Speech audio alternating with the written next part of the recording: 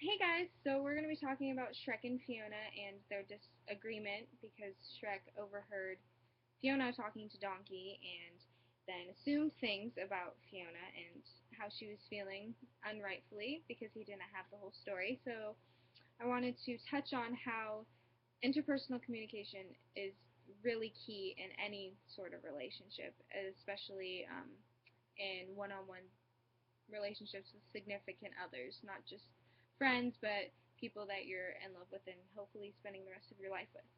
So on page 203, Adler says, the impersonal nature of some two-person exchanges has led some scholars to say that quality, not quantity, is what distinguishes interpersonal communication. So I think this is important because although Shrek doesn't have that many friends, he has Fiona and Donkey, and their communication with each other is what makes their friendship work. In Donkey and Shrek's case, Donkey kind of blurts out whatever comes to his mind, even though that's not always the best option.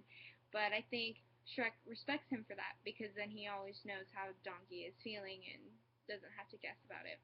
And as the movie progresses, we also see how Shrek and Fiona's relationship progress and how their communication with each other plays a huge factor in how they get along. Even post the first movie, with the second movie and the third, we see how Shrek is kind of assimilating into having better communication with Fiona, which makes their relationship work a lot easier as a reward. And Adler also talks about on page 327 on having a purpose um, when talking to someone. So he says, your purpose statement should be expressed in the form of a complete sentence that describes your specific purpose, exactly what you want your speech to accomplish. So although this specific chapter is focusing on just speeches, I think it's important to know that this can also apply when you're having a conversation with someone.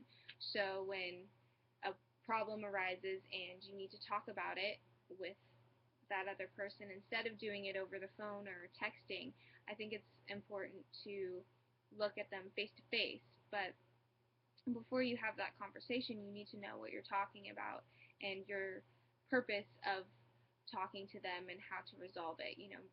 Really thinking out the conversation before the conversation happens, or else it can just go off on a tangent and you can probably not resolve anything. So it's definitely important to have a purpose as well as being clear when you're communicating with someone. But that's all I have for you guys, so thanks for watching.